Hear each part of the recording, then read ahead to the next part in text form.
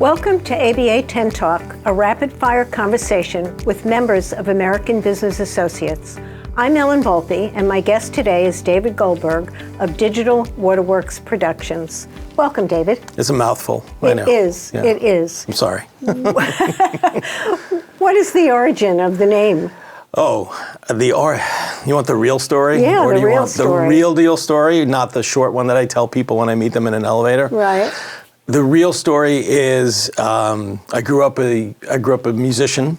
I amassed a small studio in the home I grew up in Belmore on the South Shore. We lived on a canal. We were big water people. Boaters, swimmers, water skiers, fishers. Fishers? We were fishers? No, we were fisher people. Fisher people. And when I started to send out demos, because I was writing music, when I started to send out demo tapes, there used to be tapes, people, for those of you who are over 50. I wanted to make it seem more professional than just saying, here's a song by Dave Goldberg. So I would say produced at Waterworx Productions. And the water came from just growing up and living on the water, and the studio was in the house. It was like Waterworx Productions. That was really it. When I finally incorporated in 1993 and started Digital Waterworx, it was 93 and everything was going digital. So I said, okay, well, Waterworx is kind of a cool name. It's like rolls off my tongue. I'm just going to add digital to, prefix it with digital, Digital Waterworx. So that's the full long story, and it's the worst decision I ever made because I have to always explain when people ask. So the short story, the BS story that I tell people is that, we're in digital production and we're very, very creative, and no two waves are the same. And then people go, oh, okay. So now you got both for the same price. Right. So you went from music to production. And how did that work? So that gestation was a little interesting. I went to Hofstra for, I went for communication. So I knew pretty much from the beginning that I wanted to go into the field of communications, production specifically. So I majored in TV and film rather, minored in music, and I realized after my second year that I probably should have a different plan, and music might not be the best. So I switched things around and just really put more focus on the communication side. I'm still musical. I'm not as actively musical as I'd like to be these days, but that's just life gets in the way, sort of stuff. Yeah, the time that we have generally gets spent in different places. Yeah, my kids are musical, so that kind of keeps me into it, keeps me involved in it. But I at some point I'd like to really, maybe just get back with the band or something, or start writing. I haven't written music in a really, really long time. In the early days of the company, we were doing radio jingles. We did a jingle for Dairy Barn, which if you heard right now, you'd say, oh my gosh. So a good friend of mine, Andrew, and I worked on that project and other projects. So I got to do music. I got to be involved in music, but not the kind of music that I really wanted to do. Right. Well, hopefully you'll build that back in to your life. There's always time. There's always something to look forward to. Yeah. Well, I think our days are filled with the work that we do.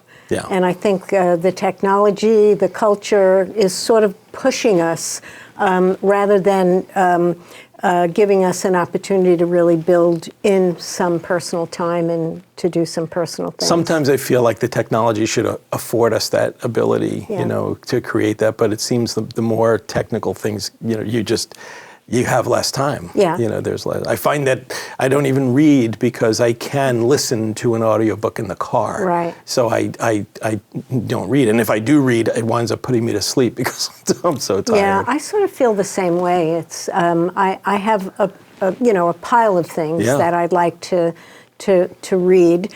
And I have an Audible account. But I must say that there are more books in that account that I haven't even listened to. Right.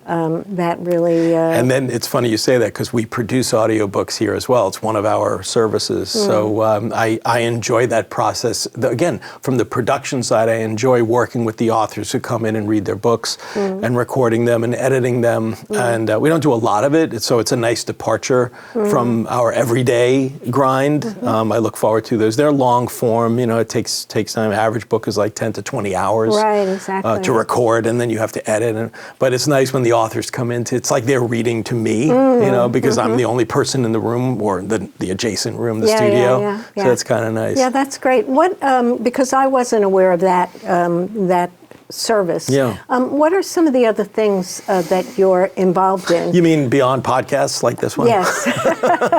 So we, our main thing these days is video production, corporate production. Our clients are for-profit and not-for-profit. We have a lot of not-for-profit clients. We produce everything from training videos to new product releases. We do a lot of interviews with C-suite, a lot of corporate business overview videos. Somebody wants to have a 1 or 2 minute video on their website that sort of explains what their business is about. We do orientation videos for new hires at companies. We recently produced a video for one of the large healthcare networks on Long Island for their NICU, the neonatal intensive care unit, like a welcome video, if you will, or an orientation video for parents who may have a child or have a new child, new baby in the NICU, what to sort of expect, before they come into the unit, what to see. And we get involved in the script development, the filming, the editing. If extras or actors are needed, we get involved in that. There's not much that we turn away. What I'm really proud of is that I work with a really dedicated, loyal, talented crew. And everybody that works with me has been with me for years. And when I say years, because it's like not 2 years.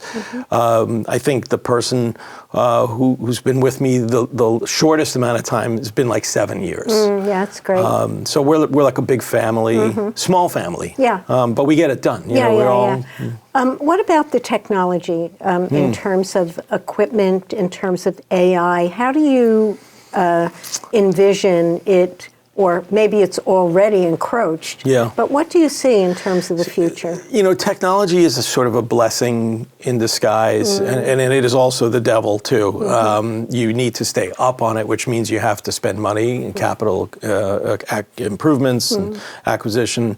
But the nice thing is that technology has gotten to a point now where it's sort of leveled off, And when I first started in 1993, I couldn't afford even a video camera because a professional video camera was $35,000 in 1993 money.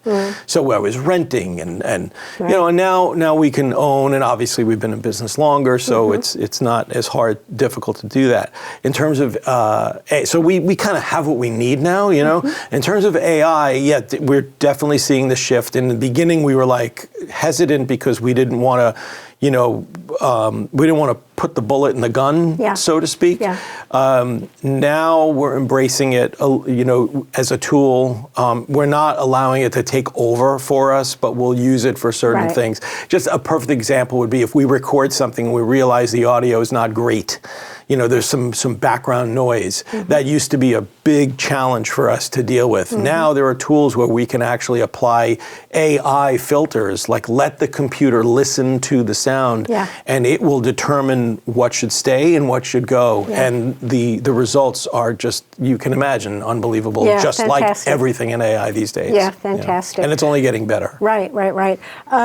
A genre of music that you go to? Where'd that come from? Well, those people who know me know that I am a Toto freak. And most people who know Toto just think of Rosanna or Africa. Right. But their library is much bigger, and the musicians in Toto are responsible for probably 80% of the music that was produced between the late 70s and early 90s. And they're still around and they still tour. So that's my go-to for that's great. for music. How can people contact you?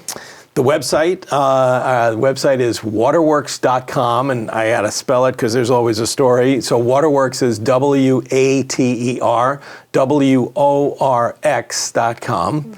We're on all the socials. We're on Facebook. We're on LinkedIn. We kind of dabble in Instagram a little bit. No TikTok. No TikTok yet. That's great.